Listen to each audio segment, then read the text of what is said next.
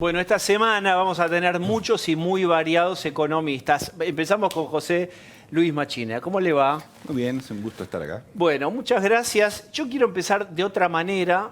Esto va de buena fe porque ha venido al programa. Hay gente que va seguramente a acordar con usted lo que usted vaya contando y otra gente tuiteará y ahí a ellos quiero que usted ya le anticipe su respuesta. Porque y Machina estuvo en la Alianza, estuvo en el palo mayor de aquel barco llamado la Alianza. ¿Cómo habla ahora? ¿Qué se le dice a esa gente que dice así? Yo tengo una respuesta, pero quiero escuchar la suya. Dos comentarios. Uno es que con ese criterio nadie casi podría hablar en este país, ¿no? Terrible, porque dice, tráeme el que levantó la Copa del Mundo, Fernández Blanco, de los ministros de Economía el que tiró argentina. la primera piedra. No, pero ahí a Machina está dando una parte de la respuesta. Quizás la palabra no se le niega a nadie, pero quizás habría que importar economistas, no lo sé. Esa es una primera parte. ¿Y había otro comentario que iba a hacer? Sí, pero debía ser poco relevante porque ya... Si se reorienta el pensamiento, seguimos. Bueno, largamos ahora en serio. Este es el camino. El fiscalismo, el orden, digamos, pollo con zapallo. Sí. Y la gente dice, bueno, pero ya viste que Keith Richards sigue tomando alcohol y al final el que entra al quirófano es el que hace fiscalismo cero, que es Jagger. ¿Qué hacemos? No, yo creo que cualquier programa de estabilización, y lo muestra la experiencia argentina, tiene que tener un componente fiscal, tiene que tener un componente monetario, pero con eso solo no alcanza, ¿no? Los programas exitosos de disminución de la tasa de inflación de la Argentina le agregan a eso algún mecanismo de acuerdo de precios y salarios. Digamos, tomemos Perón del 52, tomemos Krieger-Bacena del 67, 66, bueno, sí, 67 puso en marcha el programa, tomemos el Plan Austral, y podemos seguir con la lista. Quiero decir, esos fueron relativamente exitosos, al menos por un tiempo, combinando una cierta política de ingresos, porque ahora se puso de moda el tema de inercia inflacionaria. Todo el mundo habla de inercia inflacionaria. Los que nunca hablaron de inercia inflacionaria, ahora dicen, necesitamos parar la inercia inflacionaria. Eso no se para simplemente con medidas fiscales. Tiene que ser parte del paquete, pero con eso no alcanza. Y entonces lo que pasa es que el gobierno hoy día ha perdido mucha credibilidad como para intentar un acuerdo mínimo de precios y salarios, ¿no? Y eso dificulta la tarea de bajar la inflación. ¿A qué se refiere específicamente con un acuerdo de precios y salarios? Bueno, hay distintas maneras de hacerlo, pero básicamente lo que estoy pensando es, hay un acuerdo con el mundo de los sindicatos para decir, señores, vamos a hacer un aumento salarial que no pase de tanto, ¿no? Al mismo tiempo uno tiene que tener un acuerdo con el mundo empresarial diciendo, bueno, estas deberían ser las reglas del juego. Nadie puede controlar los precios de productos por productos. Eso no existe, ¿no? Tiene que haber un consenso donde haya los empresarios se comprometan de alguna manera a jugar ese partido, ¿no? Sí, al mismo tiempo hay otros que juegan ese partido. Y en este caso, los sindicatos deberían jugar el mismo partido. Eso es importante porque en este país existe mucha inercia inflacionaria. ¿Qué quiere decir esto? Que la inflación de hoy tiene mucho que ver con la inflación del mes anterior o del trimestre anterior. Si uno no para eso, es muy difícil pensar que va a bajar la tasa de inflación. Puede bajarla a la larga. Si hace política fiscal muy dura y política monetaria muy dura, finalmente la puede parar. Ahora, claro, lo que queda puede ser tierra devastada, ¿no? Machina, ahora puede quedar tierra devastada, así con las herramientas que maneja el gobierno. Bueno, fui muy fuerte con eso, pero efectivamente es muy costoso este programa. Yo creo que el gobierno entró a este programa porque no tenía otra alternativa hace 6 meses, ¿no? Pero Machina, cualquier programa de estabilización es altamente costoso. Depende en qué lo quieran medir. Es decir, esto es costoso en términos de tasa de interés y sí, costo para el Banco Central. Otro es costoso en términos de inflación acumulada que después se desboca. Recuerdo el caso de Guillermo Moreno. También fue costoso la salida del Plan Austral, tremendamente costosa. Ni que hablar lo que pasó con la Alianza. Es decir, todo es costoso. Ahora, usted nombró algo que realmente me llamó la atención. Para hacer un acuerdo de precios y salarios tiene que haber un presidente fuerte, que no es el caso de Mauricio Macri en este contexto. No digo que no vaya a terminar su mandato, no lo estoy sugiriendo en absoluto. Digo que no es el presidente recientemente electo que tiene todo el poder y la legitimidad de su lado. Entonces, ¿qué hay que hacer? Hay que aguantar hasta octubre y esperar, en un caso, un Macri renovado con otros 4 años por delante, legitimado en su función para hacer algo realmente fuerte contra la inflación. Hay que esperar que venga otro en reemplazo de Macri. Es decir, ¿estos meses están perdidos? Perdidos no sé, pero claramente es difícil pensar que el gobierno puede implementar un programa antiinflacionario en este contexto, porque se requiere credibilidad, entre otras cosas. Por lo tanto, si eso no está, y aparte estamos en elecciones, con lo cual todo el mundo levanta la mano y dice yo quiero más, es muy difícil hacer un acuerdo. El acuerdo se hace cuando el gobierno comienza, ¿no? Esto era hace 4 años. Hoy día el gobierno ha perdido credibilidad y por lo tanto ha recurrido a hacer esta política monetaria durísima y una política fiscal durísima, porque yo diría es lo único que les quedó. Vuelvo para que quede claro mi punto. Siempre uno necesita cierto control sobre la política fiscal, cierto control sobre la política monetaria. Mi argumento es que se requiere, aparte de esto, algún mínimo acuerdo de precios. Para eso se requiere credibilidad. Melconian insiste como que esto es el plan llegar. Dice que después de esto, bueno, tocamos la tasa, regulamos el dólar y con esto aspiramos a que no se dispare demasiado la inflación y llegamos a octubre. Pero, ¿alcanza con esto? No, no es que alcanza, pero yo no veo... Alcanza para llegar, digo. Sí, sí. Bueno, yo creo que eso tiene un componente más allá de lo económico, político, ¿no? Si llega o no llega, o cómo se llega. Desde el punto de vista económico es difícil, pero se puede controlar. De hecho, en los últimos 6 meses la situación respecto a lo que era ya en agosto, septiembre del año pasado, mejoró, ¿no? Ahora, cuando uno se acerca a las elecciones, lo que importa es, y los que pueden llegar, ya sea Macri como otros, ¿qué piensan? ¿Qué van a hacer? Si uno tiene la idea de que lo que van a hacer es un default de la deuda, pongámonos así, y bueno, la gente corre, ¿no? Entonces, las expectativas respecto a lo que viene son determinantes. Yo podría dar el ejemplo del año 88, fines del 88, comienzo del 89, donde también había un componente político. En ese momento estaba Menem en campaña y decía, yo voy a duplicar los salarios, voy a bajar los impuestos, etcétera, etcétera. O Cavallo, que en esa campaña dijo que querían un dólar alto. Sí, no sé si fue Cavallo ese, pero efectivamente lo dijeron ahí.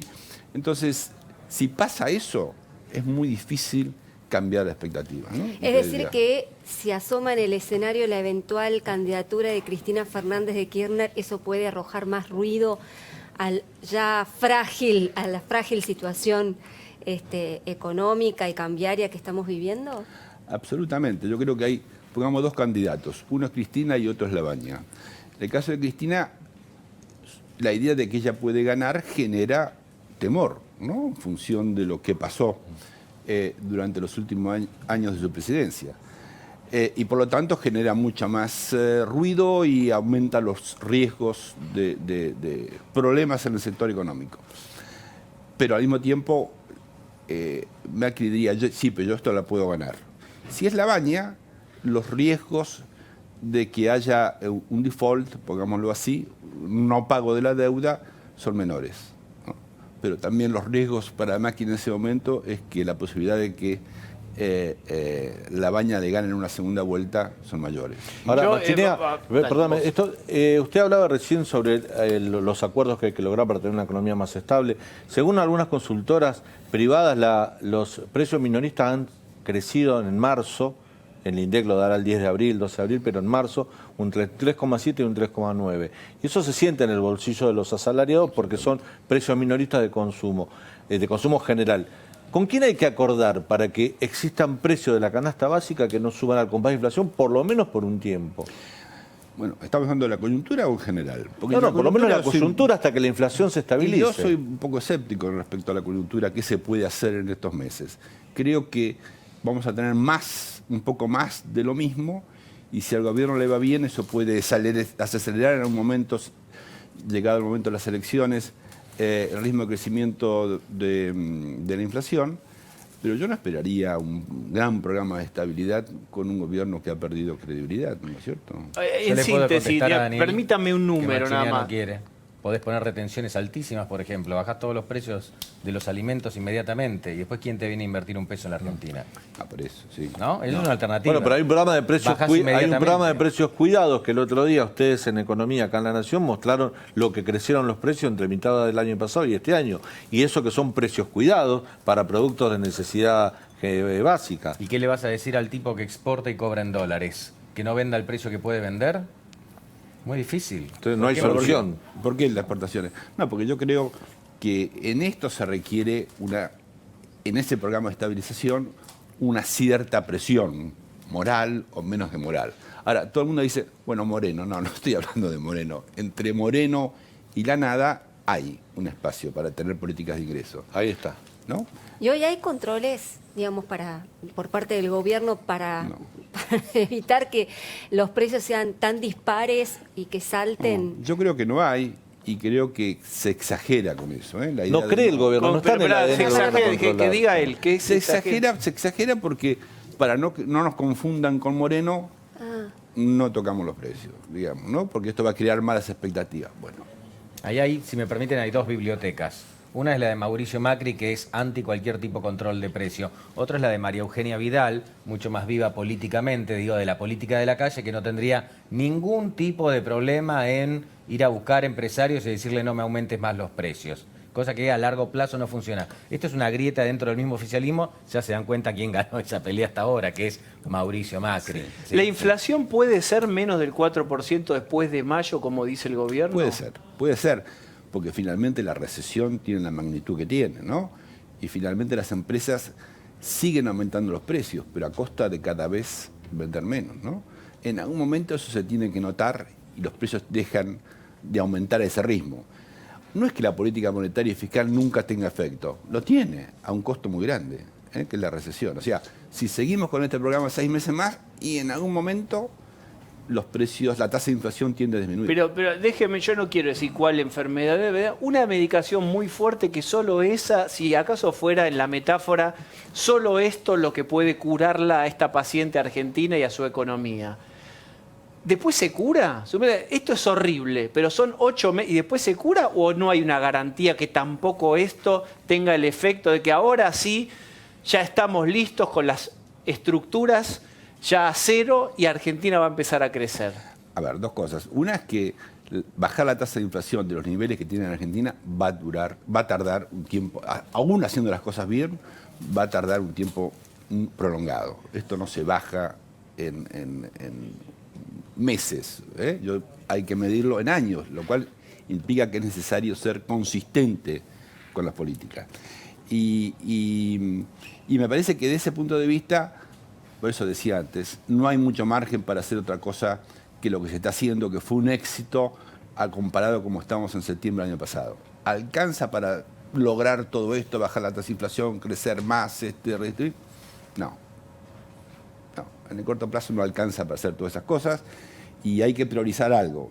Y me parece que la priorización, lo que el gobierno está priorizando es que el dólar no se escape, porque el dólar se escape, entre otras cosas, genera más recesión, pero al mismo tiempo la gente se espanta, ¿no? Y eso genera menor credibilidad y más demanda de dólares.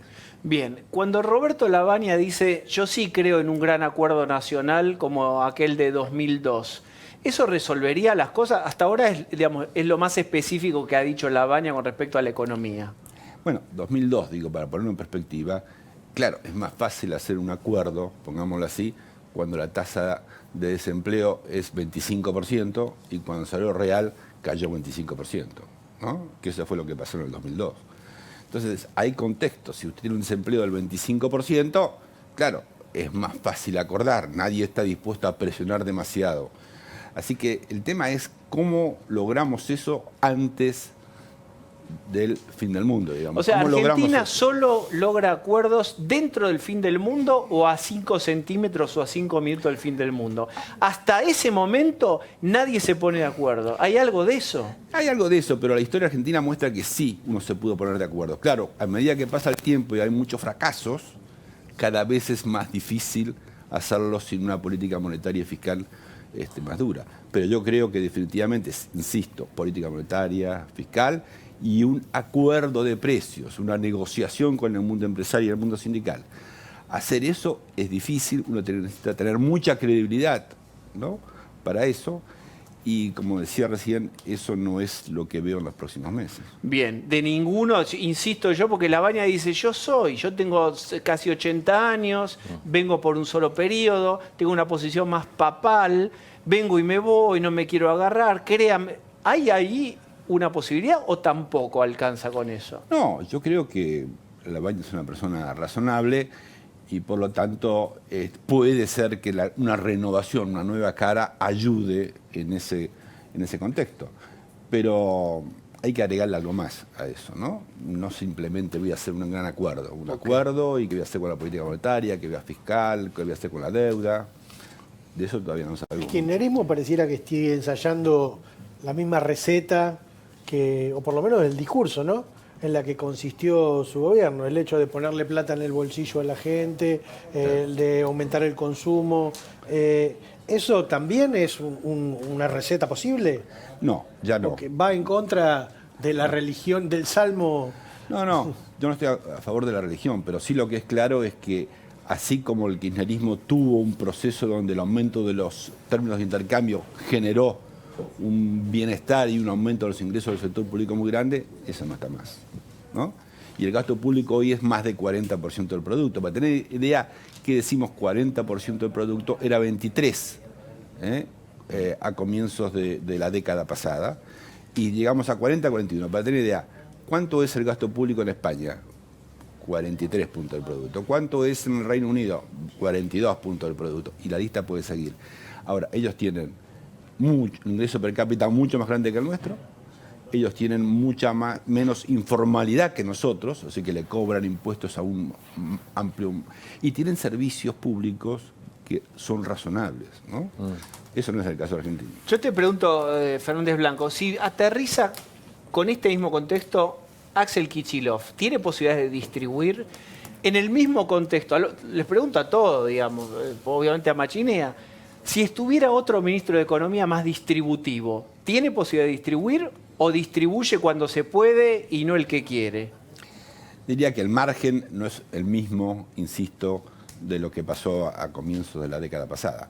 Ahora, yo creo al mismo tiempo que hay gobiernos con una predisposición más a distribuir que otros, ¿no? Eso es la gran diferencia, un poco más que eso, ¿no?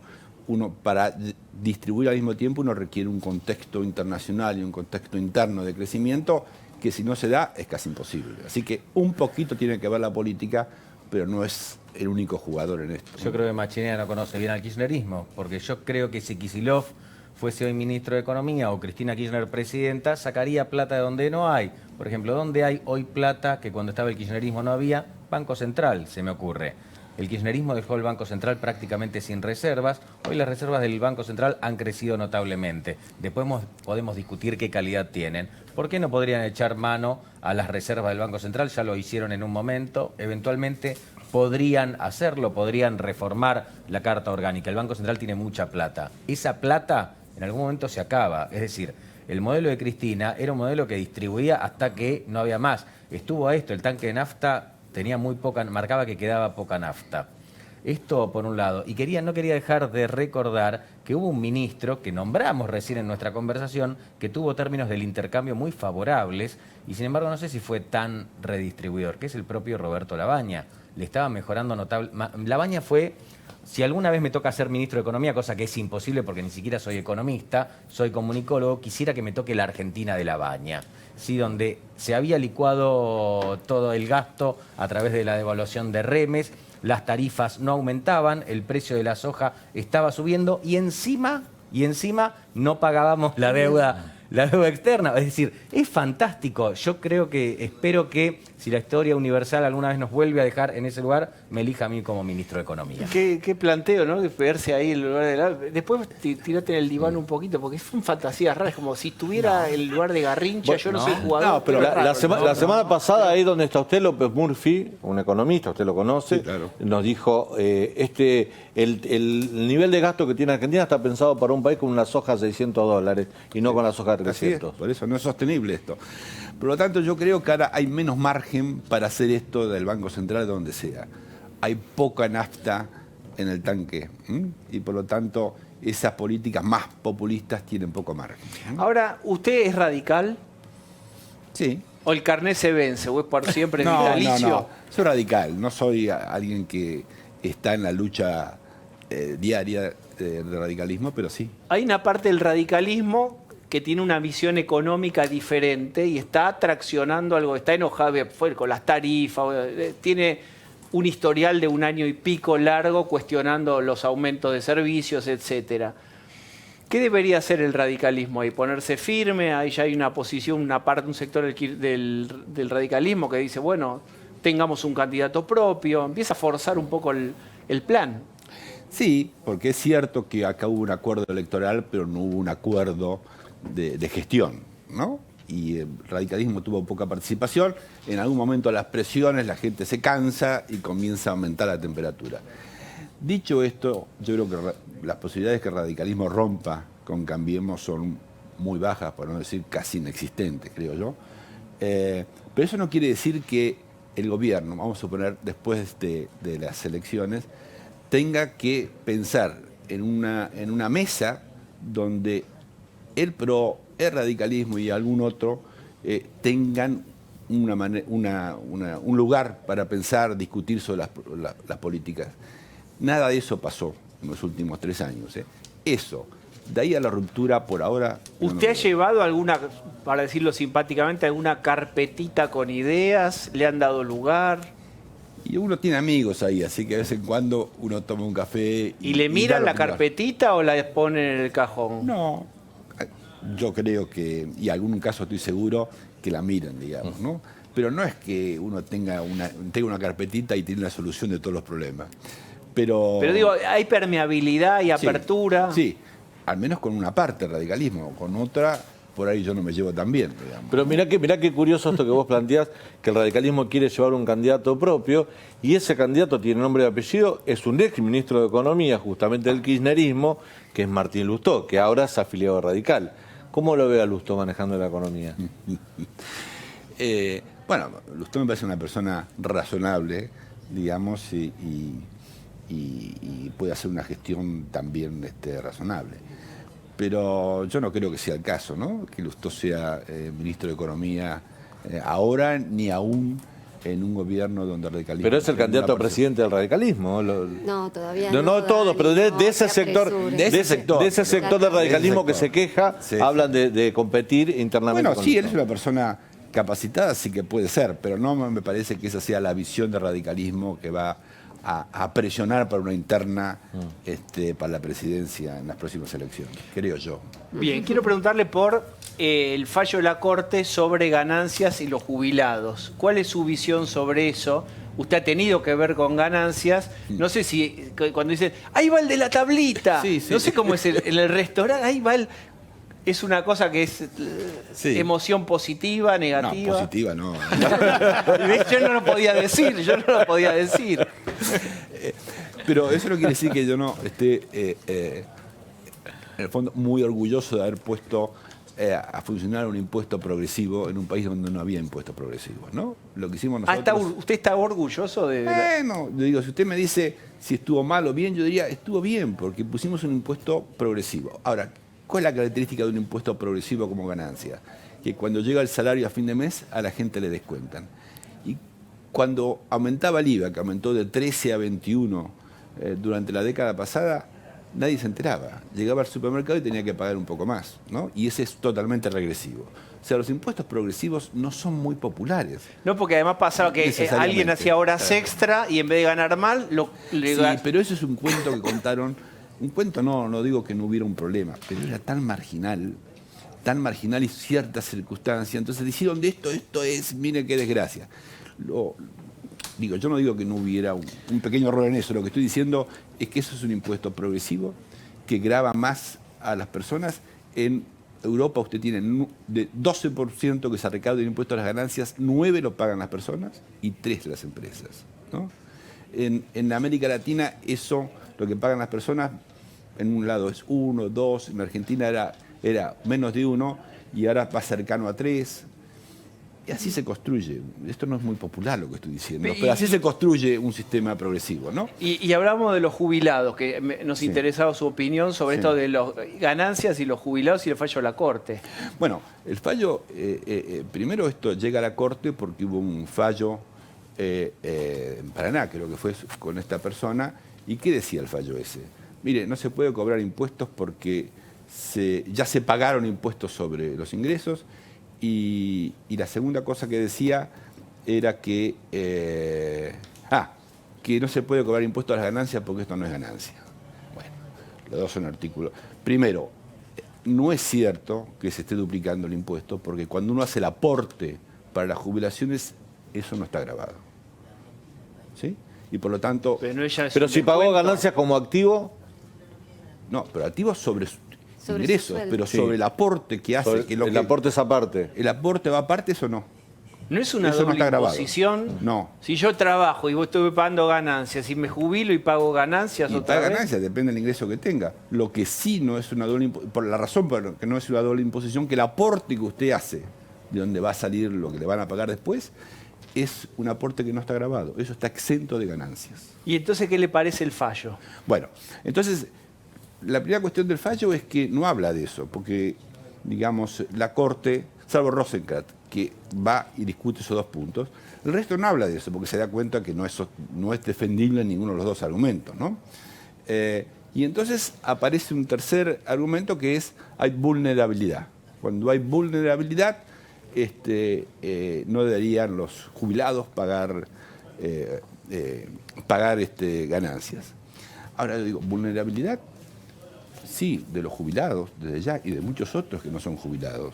Vulnerabilidad es mayor vulnerabilidad de los chicos menores de 15 años. Hay muchos colectivos vulnerables, claro. Claro, pero hay los mayores de 65 años son el 9% el 9% de ellos están en la pobreza.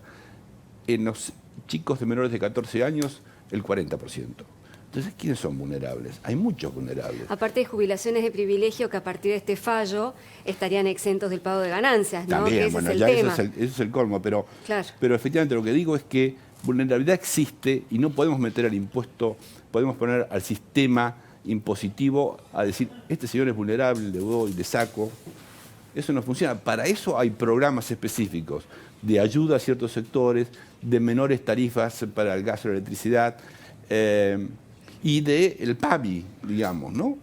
Digo, Y si tuviera usted que sintetizar toda esta idea en una oración que podría decir, mi opinión del fallo de la Corte es... yo no estoy de acuerdo porque impuestos a las ganancias pagan los jubilados en todas las partes del mundo. No querramos ser tan originales en Argentina. ¿Eso es porque es una corte peronista? Sobre eso no voy a mentir. Es cuidadoso. No, pero en serio, ¿no? Mi pregunta también es cuidadosa. Digo, pues tengan otra opinión. En Argentina se dice cada cosa respecto a... Hay muchos políticos que quieren eliminar el impuesto a las ganancias, ¿no? Así que Sí, no en sé... campaña, pero hasta que llegan al gobierno y se quieren asegurar ya sé, pero el incremento bueno. de la recaudación. Así que no sé si eso, pero Fernández Blanco, quiero una cosa. Delante de Machinea, explicar el tema de las tasas del Banco Central, Ah, qué así escuchamos difícil. opiniones. Dale, contalo. Es difícil. Bueno, resulta que hoy por la mañana llega un comunicado del Banco Central donde dice que garantiza que la tasa de las LELIQ, estas letras de liquidación que pueden comprar los bancos, va a estar en no menos de 62,5% de interés. Es decir, el premio a los bancos va a ser no menos de 62,5%, y la tasa está un poquitito más alta. ¿Qué quería el Banco Central? Que los bancos paguen una tasa de interés mayor a los dueños de plazos fijos, porque había advertido que en el último tiempo se llevaban un premio alto los bancos, pero no traspasaban ese premio alto a los tenedores de plazos fijos. En los plazos fijos hay muchos pesos. Si a usted no le conviene el plazo fijo, teme el Banco Central que saque el dinero de allí. ¿Y a dónde va a ir el dinero que sale de los ¿Al plazos dólar? fijos? Bueno, posiblemente al dólar, y eso ponga presión en el tipo de cambio. ¿Qué ocurrió? El Banco Central comunicó esto y algunos bancos empezaron a aumentar la tasa de interés que les pagan por los plazos fijos. Así que bueno, si tiene un plazo fijo, es una buena noticia para usted. Y entonces la última pregunta, y despidiéndolo, es, ¿son pagables las LELIQs? ¿Se puede pagar o es bola de nieve? No, absolutamente. Las LELIQ deben ser 5% del producto, 6%. La deuda es 45% del producto y yo también creo que es muy pagable. Entonces, ahí está. La pregunta es eso. ¿Es pagable esta deuda? Porque dice, nos están endeudando por nietos y bisnietos y bla. Claro, y he escuchado en este programa que alguien dice la deuda es 100% del producto. Claro, suma la deuda del Tesoro con el Banco Central, suma la deuda del Tesoro con el sistema de seguridad social. O sea, el intrasector público, digamos. Intrasector público. Claro. Cuando sacamos intrasector público es menos de 50. Por eso, ¿ese 50 es pagable? Sí, 50 es pagable, definitivamente que es pagable. Bien, ¿y Ahora las digo, LELIQs? depende. Si a un país no accede al financiamiento durante 3 años, bueno, nadie, no hay país en el mundo que pueda pagar su deuda. Entonces, si el gobierno genera credibilidad y accede de vuelta al financiamiento, definitivamente. No es que pagable. estamos hundidos con esta deuda. No, para nada.